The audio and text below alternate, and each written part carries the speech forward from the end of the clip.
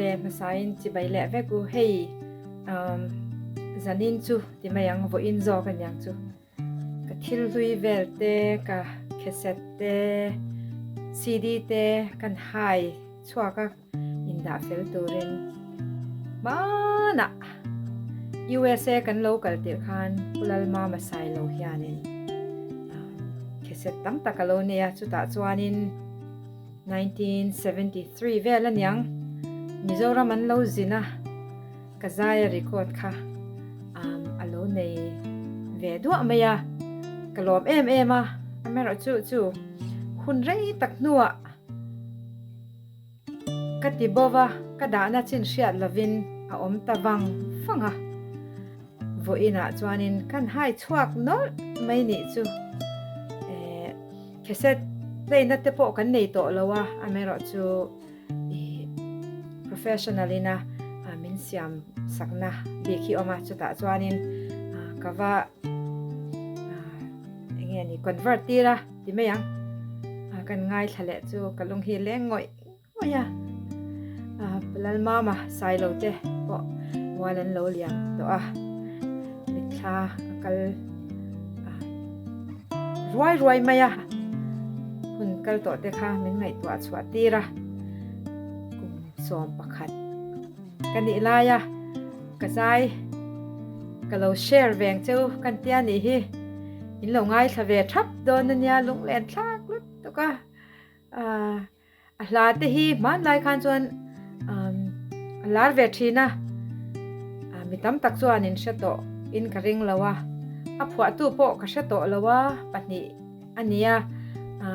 gi holo gitar nen in lo ngai thave don nia thak ema pulal mama ote kan han shele kata na hlu ema ai thang